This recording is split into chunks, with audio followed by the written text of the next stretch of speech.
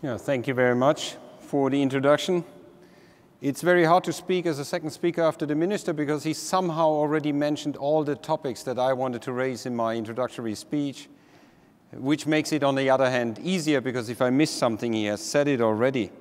It's an honor to be the keynote speaker here in the opening session. And what I would like to share with you is indeed that we have all to navigate an energy transition, no matter where we are in the world. And why is that? It is because first we have seen a number of revolutions around the world, and these revolutions change the nature of our industry, and they have changed it permanently, and they have been already mentioned in the introductory speech. And I'll get to them in a bit more detail later on. And second, we are facing huge challenges, a rising demand, the integration of systems, the integration of new technologies into the system, new customer requirements, climate change, increasingly global connected markets in which we have to act. And my message is therefore very simple. If you haven't figured out what your specific energy transition is, you better figure it out fast because you will need new business models, no matter where you are. And you will need to implement them in the specific context of your region, but also in the context of a global, more interconnected world. And these questions to discuss on such a forum, this is worth it. Before I start, let me just give you a few numbers on E.ON.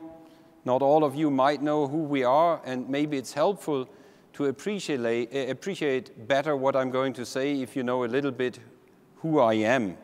So I'm standing as a board member for a German headquartered global 500 Fortune company. I stand for a significant upstream position. We have around 40 gigawatts of conventional capacity in Europe, around 14 gigawatts of generation capacity outside Europe. We have also a significant renewable business. We're number 3 in offshore worldwide. But we are not only power, we are also a significant player in gas. Since 41 years, we're actually importing gas into Europe via pipelines from the east. But we have also a significant LNG business, and we have a gas supply portfolio of around 300 terawatt hours. We do that all to actually serve our 35 million customers. In Europe, that's a huge number. I know in Asia, it's a more modest number. So we are an integrated player. And the question is, what do these numbers really tell you? Well, they tell you that we are one of Europe's largest energy solutions providers. They tell you also that building lasting, long-lasting energy systems is part of our DNA. We have actually electrified and gasified large parts of Germany, Sweden, the UK, and some other markets in Europe. And we have grown beyond the European base that we had into a more global setup because we believe this is what is required in today's world. So let me move now to the transformation. The first message that I had, and where the drivers were already mentioned by the minister in the introduction, we are facing an energy transition. And why is that? Because we have seen technology revolutions. And we have seen at least already 3.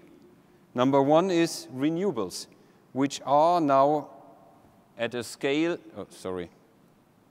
which are at a huge scale. Sorry, this is the pointer, now I get it. What you see here is that from basically 0 installed capacity in 2000, we moved to above 500 gigawatts in the year 2013.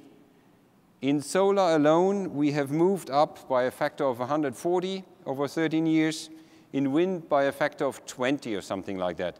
And it's still growing. We are certainly above the 500 already now, from 0 to 500 gigawatts, and pace accelerating. You see also that the majority of the investments now goes actually into renewables, at least in some regions of the world. The second is this renewables increase is also going hand in hand with a more decentralized structure. And that is, again, not only, but also solar PV. There you have also small-scale CHP, etc. And you see the learning curve here. The cost for installed PV has decreased by 20% with each doubling of the installed base for now 3 decades in a row. And there is no end in sight. So it's continuing this downward trend. And this means that renewables are there to stay. Decentral structures are there to stay, and they will change the structure of energy systems permanently all over the world. Why? Because the expensive part of the learning curve, up here, that part has been paid by Germany, and I can tell you I know that because I'm paying it also. And we had a third revolution, which is obviously unconventional in the US, which has changed the dynamics, the international competitive dynamics between the regions, has made the US significantly more competitive. So they have more leeways to make mistakes now, so they shouldn't be complacent. But clearly, I was just seeing the secretary. I couldn't resist this stupid comment. Sorry, apologies. But clearly, that has changed the dynamics. And again, that means that we have an abundance, and these revolutions are there to stay. Now, if we go to Germany, many of you have heard about the German Energiewende. And it's often being discussed in the context of the nuclear phase-out. And indeed, the nuclear phase-out is something remarkable. You know that after Fukushima, the German government decided basically overnight to shut down 8 nuclear stations. Those nuclear stations are out, and all others will be phased out until 2022. They were actually producing around 1/3 of the German electricity, so it's not a minor part of our system that is being shut down in 10 years. But what the German Energiewende really is actually the experiment to move an industrialized country to a completely renewable energy supply. The nuclear phase-out is a complete side topic. It's obviously important financially, but it doesn't really matter for the discussions that we are going to have in this forum. They are irrelevant. The fact that Germany has decided to get out of nuclear is irrelevant for global dynamics. What matters is that it has determined that it wants to enter into the renewable space. And that is what is really going to change it. And since Germany wanted to do that, what have they done? They have actually established very generous renewable schemes and support schemes and priority feed-in for renewables that have led to an expansion, a massive expansion of renewables. And the result can be seen on this slide. On the left side, you see the capacities in Germany. I simplify a bit. We have a demand of around, a peak demand of around 80 gigawatts, and we have roughly 80 plus gigawatts of conventionals to cover that peak demand.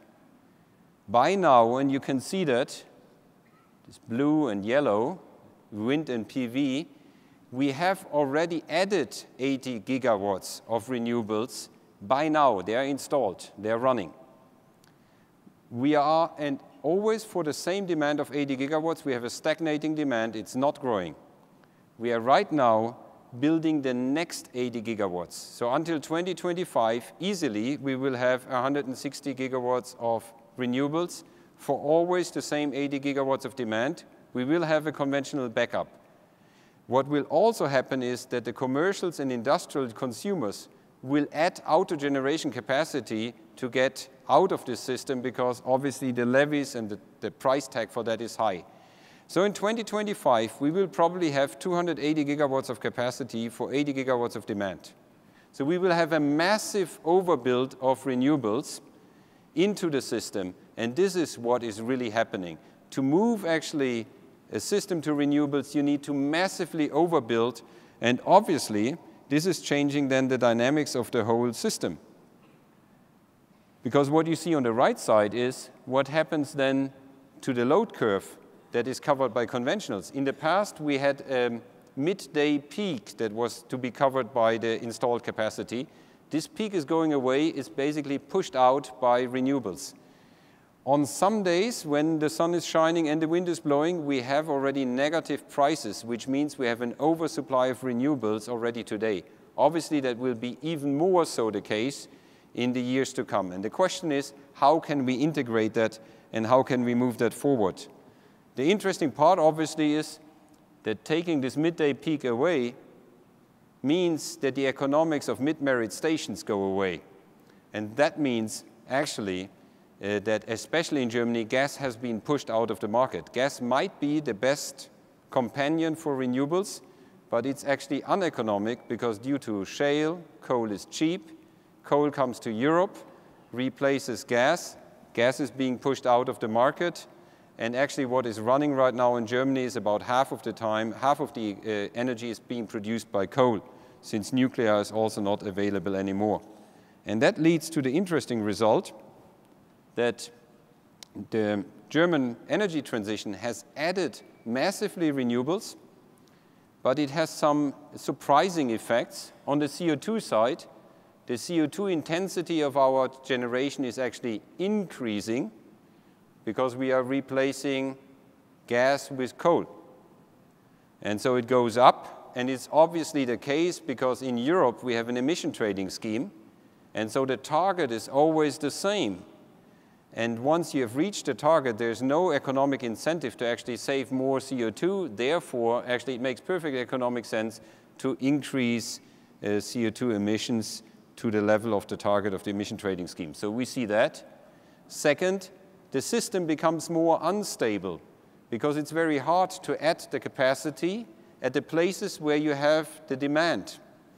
Actually, in Germany, the sun is in the south, the wind is in the north, but the consumption is also in the south. The nuclear phase-out takes place in the south.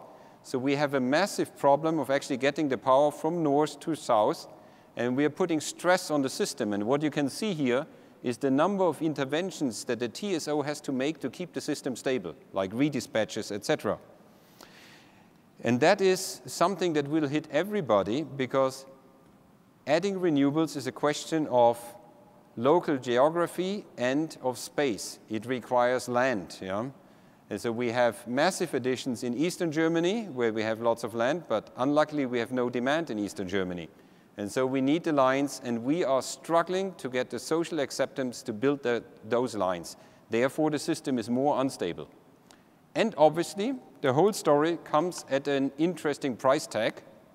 The price tag right now is 30 billion euros a year, 25 billion euros a year, depending how you calculate it. And if you calculate it in consumers, it's 6 cents per kilowatt hour. It's euro cents, not dollar cents, 6 euro cents per kilowatt hour that a normal residential consumer pays only to cover the renewable surcharge. And you have an average consumption of around 3.5 to 4,000 kilowatt hours a year in Germany, so that adds up to a bill of a few hundred euros a year for each household. On top of that, you have 19% VAT, by the way. It's always nice to say that because you pay VAT on the levies as well. Yeah? So there is a price tag which is huge, and nevertheless you can debate, are the effects the ones that we want to see? Obviously, this is raising a number of questions, even though economically perfectly clear what is happening, one is struggling with these facts. Now, Germany is doing this in a European context, and you all know that last week the European Summit, there was an agreement on the 2030 targets. We had until now the so-called 20-20-20 targets, so 3 times 20 in 2020, 20% efficiency, 20% carbon reduction, 20% renewables in 2020. We have now raised those targets. It's now a 40% target, always versus the baseline of 1990 in carbon. That one is a binding target on a European level, which will be allocated to the individual member states. And then we have non-binding targets on a European level, 27% for renewables and 27% for energy efficiency. On energy efficiency, given the numbers that I showed you before on the way that we are expanding our renewables, I would argue energy efficiency needs to be an issue of primary energy efficiency. It can't be power efficiency, because we will have a surplus of power many times of the hours. And one should be careful to have too many targets at a micro level, which are then contradicting each other. I think that's one of the main challenges for regulators, to be very careful how many, and for politicians, how many targets you establish at the same time and what the interaction between those targets are. It's obvious that this will require massive investment needs also in Europe, despite the fact that overall the region is not growing in energy demand. So it's different from Asia, where you have the challenge to cover more and rising energy demands. We have the challenge to actually master an energy transition and pay for that. We need now obviously market designs that create and give us a reasonable balance between those targets.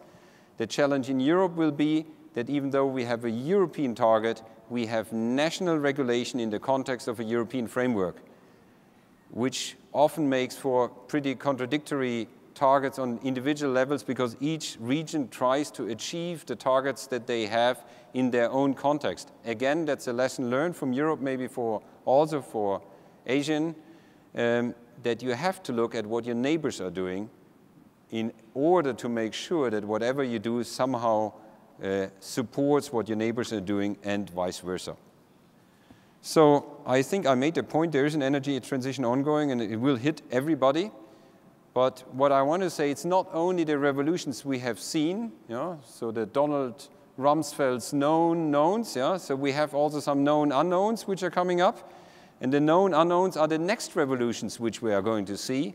I predict there are going to be at least two, which is storage and digitization, which will change, again, the structure of our industry significantly. What you see here is the megatrends that we at E.ON see that actually change the world going forward, the rise of the individual, sustainability and accelerated technology, and new society economy. I won't go through them, but what I want to say is that there is a fundamental trend that is actually supporting more revolutions coming up. The ones that I've just mentioned just being one. And maybe just to illustrate again why the revolutions, that the energy transition that we're seeing is a global phenomenon that will hit everybody. In the past, to build a centralized power stations, you needed billions, and then you were either a big utility or a state. Otherwise, you couldn't do it. Then came wind, and you needed millions, not billions. And then it's enough if you're a good dentist or whatever, professional, and you can actually afford to invest in that. Then came solar, where you need thousands and not millions. And basically, every homeowner and every farmer can actually invest into that one. And now with the learning curves going down, you don't even need thousands anymore. You can get a solar city type of model where it's being paid down by somebody for you, and you basically get the advantage for free. And therefore, the world is never going to be the same as before.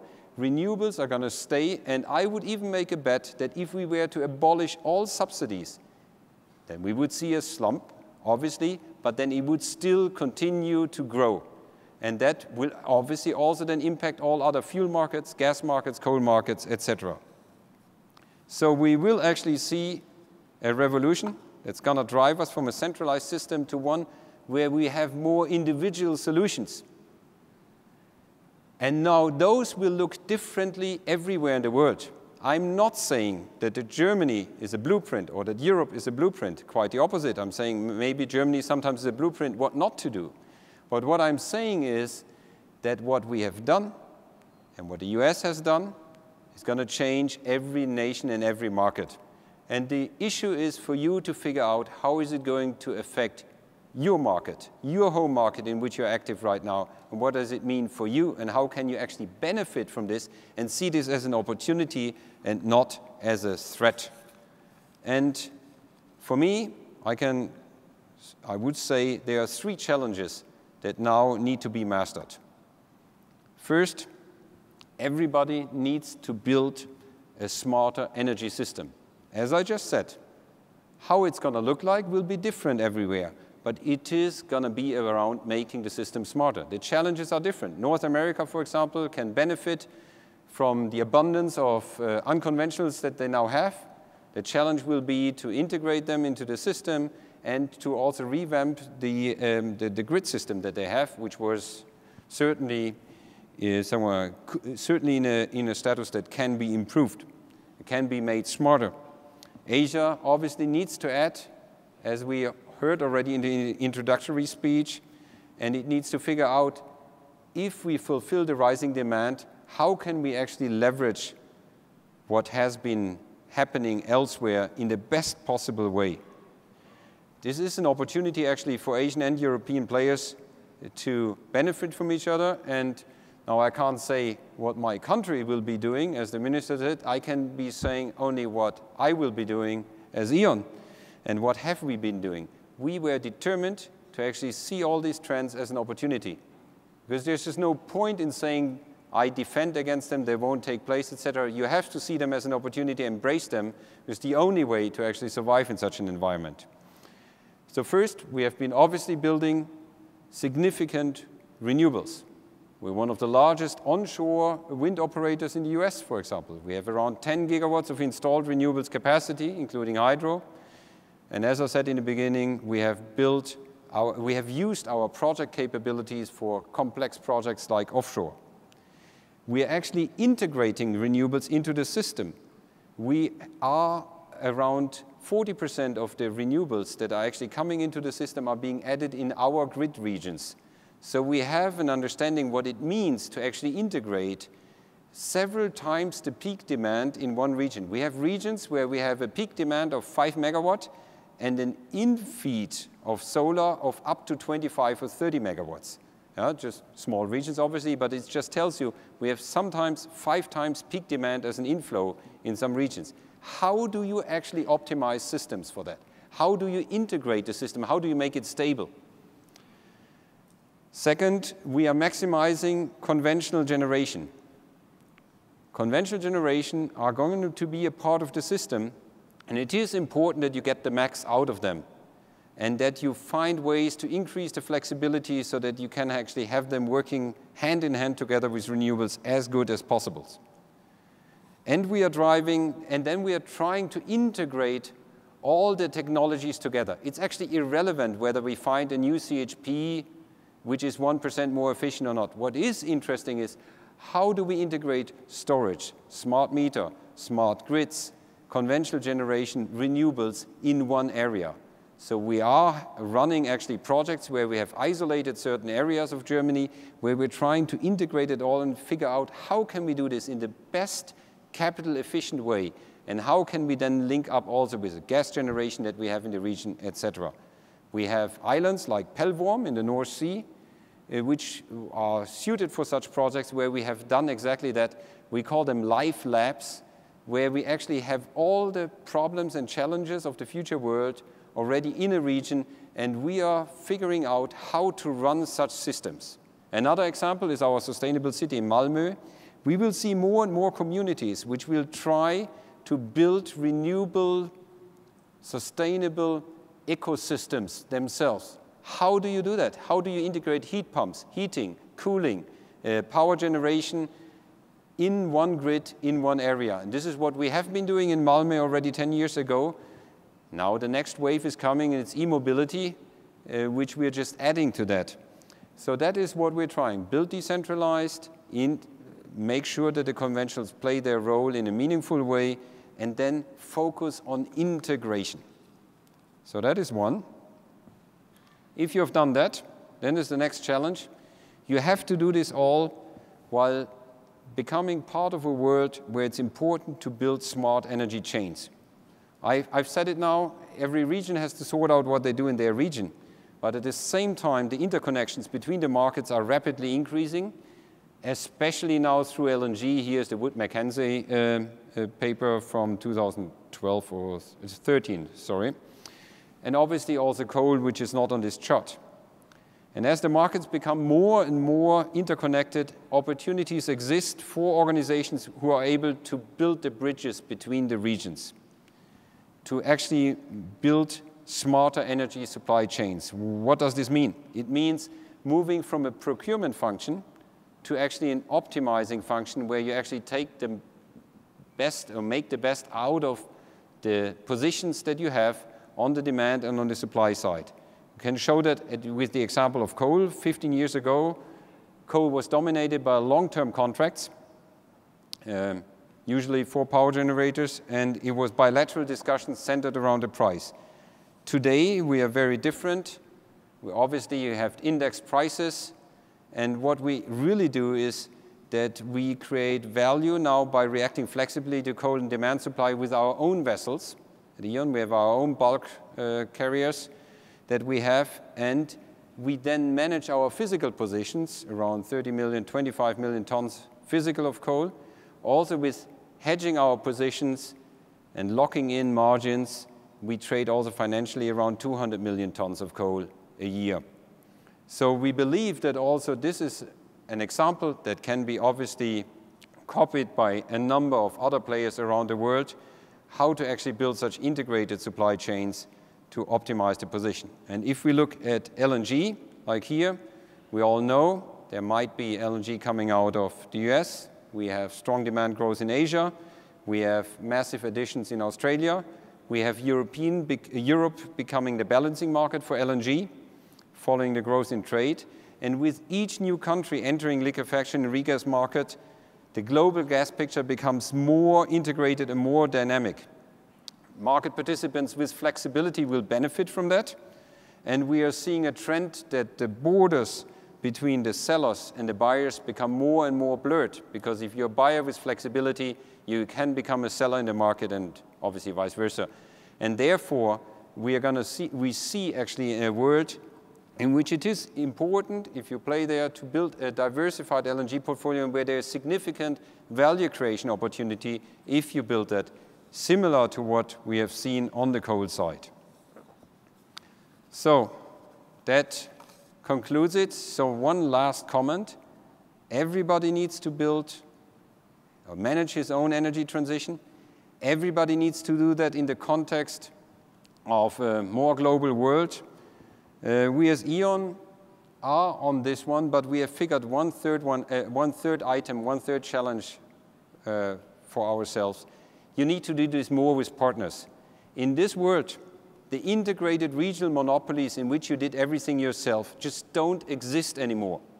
So it is about finding partners, building long-term relations, not the short-term on and off trading relations. You know, I mean, we do also trading deals, but what it is really about is to build long-term relations, lasting relationships in which you benefit from the experience of the other, in which you create win-win opportunities by using the respective different positions that different players have in the market.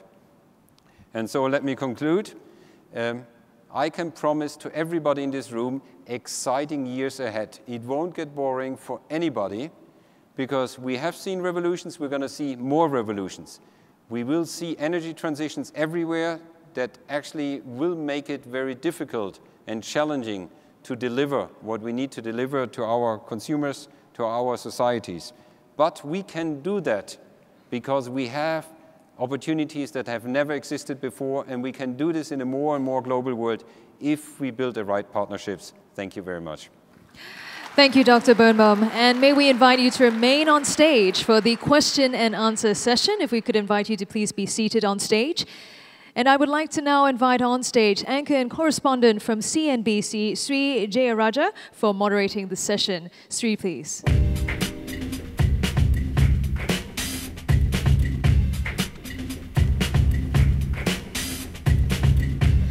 And I will now hand over the session to Sri. I'm very energy efficient today. I've got 2 iPads, as you can see. There's a lot of food for thought there, Dr. Birnbaum. I want to start by addressing the most controversial question first. That's popped up on Pigeonhole. And it's a question from Professor Bahaj from the University of Southampton, the UK. He says, what is E.ON's real view on Germany's policy to abandon nuclear power, and what is E.ON putting in place to support this policy or otherwise? And can I just add to that a question of my own?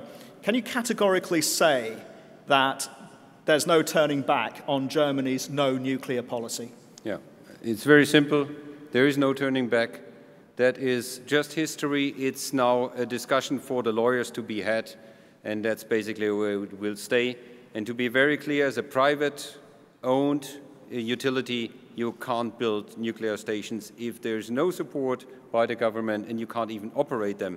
So it's just a question of legal debates for compensation. I think the germane question for our region is the narrative in Japan. The Abe administration is getting ready to flick the switch to restart some nuclear capacity, Should they do so, or should Japan follow Germany's example? This is now a very nice question. Should I give advice on nuclear in Japan? I would say the following. It's obvious that the macroeconomic bill for the complete shutdown of nuclear in Japan is mind-blowing. Actually, it's significantly higher than the bill that we are paying for renewables in Germany. I would maybe 5 times as high. And therefore, there is obviously a big benefit, commercial benefit, if they were to actually get them up and running.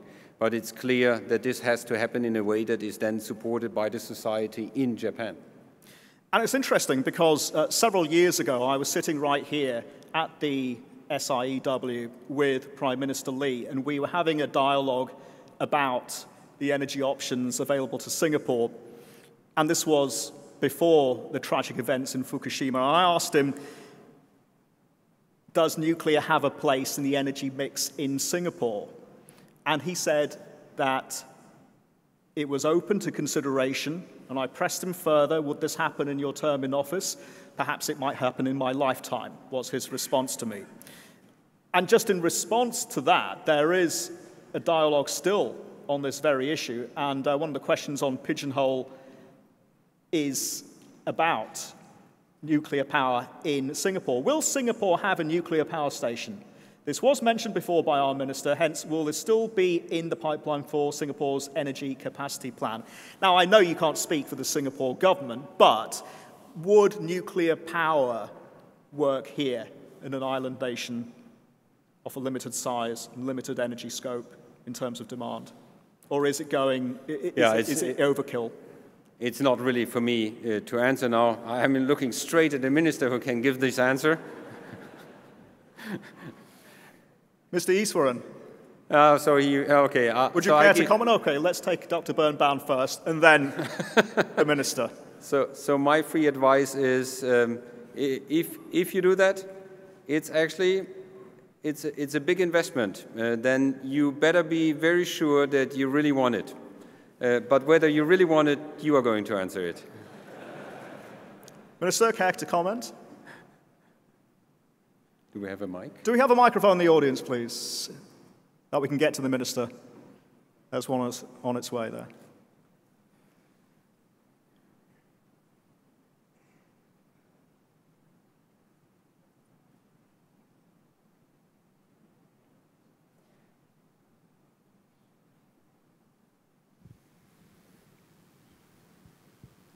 There comes another mic. Hello? Yep. Thank you for putting me on the spot. But I think I'll put it quite simply. Our position at a national level in terms of energy has been to take a very strategic view, which means we take a long view, and therefore we don't rule out options on the basis of any particular doctrine or view. And I think in the case of nuclear energy, the key point is that the technology is something that is evolving, and there are many different strands to this. So our declared position, which our Prime Minister mentioned several years back, has been first that we don't rule out any options, but neither are we committed to a path to have nuclear energy in Singapore. But what we want to do is preserve the optionality for ourselves. And so what we have embarked on is a series of efforts to raise our capacity in terms of the understanding of the technology, which means investing in people and training, and also to look at it from the angle of safety and regulatory standards, because this will be relevant, because whether we have it in Singapore or not, certainly we must expect that when we look at the larger region, this is a possible development. And so that's the context in which we're approaching it. And of course, if down the road, an opportunity arises to look at a specific application in our context, then we'll be better equipped to look at it. But certainly at this point, and given the current state of technology, it is not a realistic option within our energy mix. Understood. Minister, thank you very much indeed for clarifying that point for us. Dr. Birnbaum, fascinating presentation, and I understand, and you made that very clear, that Germany is the incubator for new ideas, new renewable energy, and the transition towards renewable energy. And I realize it's a work in progress. I realize there's a lot of fine-tuning involved here. But one point stuck out. CO2 intensity is increasing, you say, because you're reducing gas with coal. Doesn't that make the whole process a zero-sum game? Not really. It depends what is really your objective. Is it carbon reduction, or is it really the transition to a renewable world? And I would argue it's actually more of the latter. And the carbon reduction we are achieving in the context of the European Emission Trading Scheme. And that's the point that I made earlier. If you establish parallel targets, you have to be clear about the interactions. We established a CO2 reduction target, and then we actually, outside the emission trading scheme, which was set up to achieve that target, we set up very generous mechanisms to actually subsidize something else. Now, obviously, these increase in renewables basically paid for a reduction in CO2, so the whole emission trading scheme became a moot point. And that is really the issue, is we have two targets, we have two systems, they interact with each other, but the interaction is neglected. And this is the one thing that you have to have in mind if you design, or when you design your own scheme. There is no dynamic adaptation of emission trading targets with the progress on the renewable side. And that is what is haunting us and leading to those results. Clearly undesired by politicians, but a clear economic consequence of systems that have been put in place. Can we get back to the Europe-wide energy targets by 2030? And I'm going to pepper you with some questions here. Germany, is it going to be able to hit those targets by 2020 and 2030? How much investment is required to hit those targets? And isn't raising that capital and raising that investment on a Europe-wide basis going to be challenging because the region does face years of stagnation? First, Germany is going to hit the target, for me, no doubts, and we are going to master the technology. So we are not going to fail on the technology side. If it's something we're going to fail on, it's about how to efficiently integrate such a system. This is why we as E.ON, I try to emphasize that point, we are working on kind of like, we are putting a focus on integration rather than optimization of individual elements. And we are trying to do this optimization and integration in the context of the global world, because that is the best for our customers. Now, Germany is going to hit the target. Capital is not going to be constrained. Actually, with government bonds being basically zero, actually investing into the German renewables is a good proxy for a German government bond. Yeah? So to a certain extent, people, before they invest zero in a government bond, they invest into their own windmill in the hope that they can get 3 or 4% out of that, rather than 1% or whatever out of a state bond. And so there is capital. With the feed-in tariff, they are bankable. You can actually get, with very little equity, quite a high leverage, you can build it. So capital is not going to be the constraint. Same on the grid infrastructure. There will be capital available for assets which are on a regulated asset base, especially in regions which have a track record of a reliable and consistent regulatory framework. So that's, again, one thing to watch out. Be sure that you establish policies which are stable and predictable over the long run. Then I don't believe that you will have problems on the capital side, and because you can offer bankable and solid projects. Let me just get to the top trending question, if you will, on Pigeonhole. And it's a Singapore-centric question, so I'm going to attempt to rephrase it for you. And the question is this: what is the target date to make all Singaporean private households contestable in the electricity retail market? As I said, it's very specific to Singapore, but I'll rephrase it by saying this. How do you price electricity? Because on the one hand, it's becoming increasingly subject to market forces. Is that the right thing to do when we're talking about a staple commodity here for a broader population and for industry and for manufacturing? Shouldn't it be subject to a degree of subsidization? Yeah, subsidies are something easy to introduce, hard to get rid of. So I would argue the less, the better. And if you put them in place, put an expiration date on them. Yeah? The main problem in Germany is that we didn't do that. And then we had an explosion beyond everything we anticipated up front, but then we had so much interest, vested interest in actually keeping that alive, that we were struggling to actually get it off the table again. I try to always explain that in North America it works.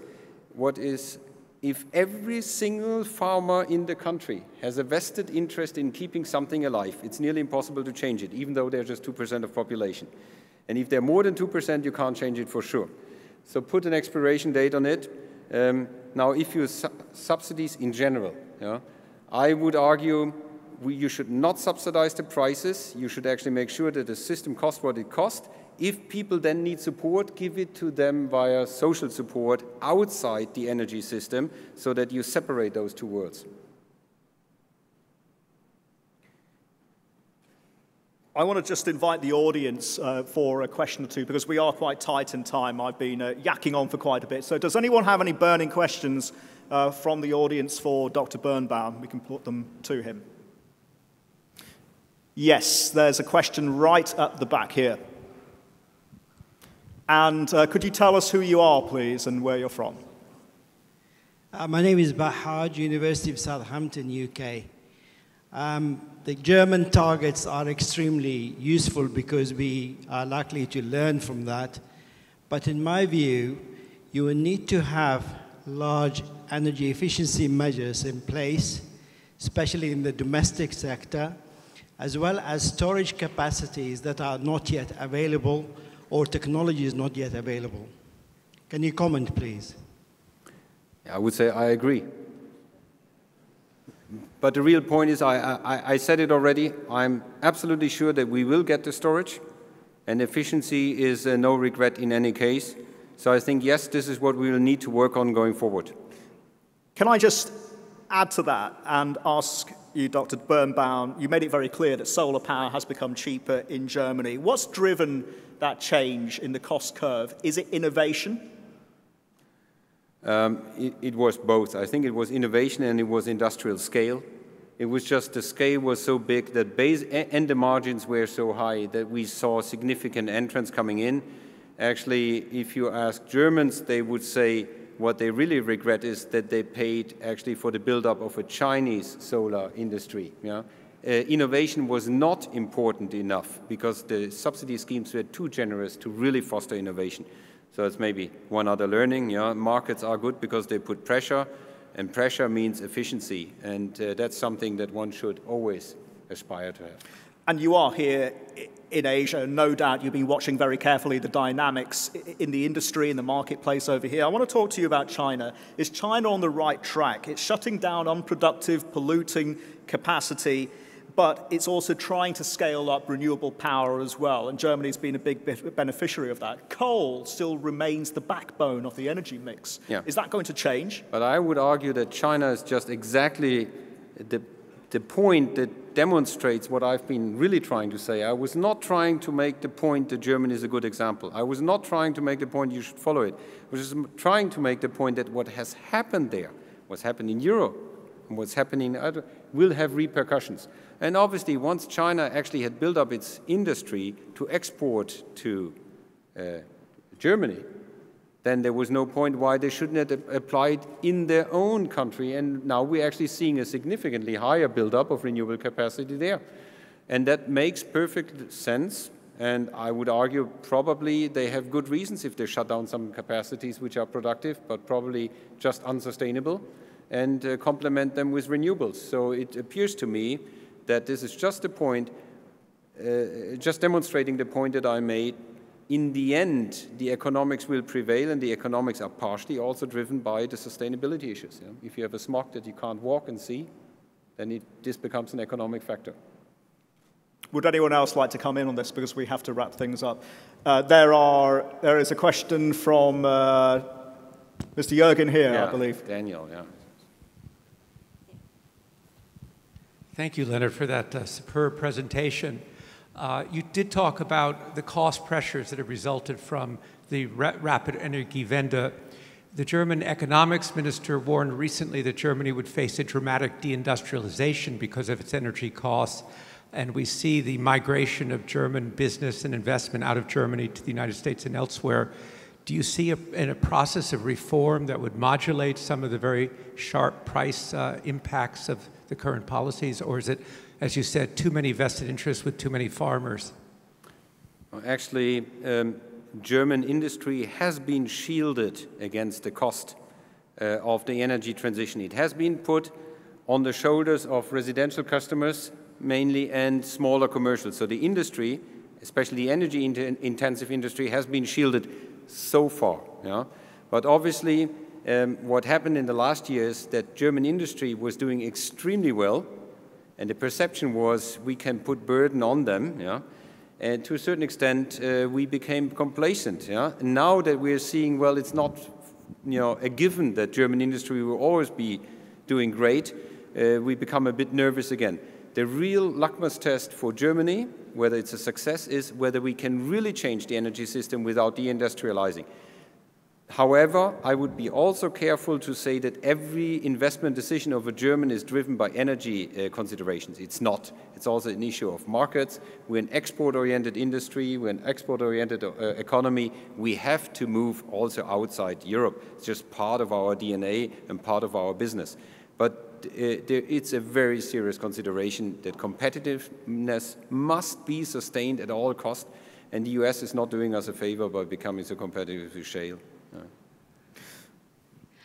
Sorry, folks, on that note, we have to wrap things up because there's a big light flashing that says end now. So that I must. I'm going to hand it over to our moderator. Thank you, gentlemen. And we want to thank Dr. Birnbaum as well as Sri for leading us through that very, very lively discussion. Thank you, gentlemen.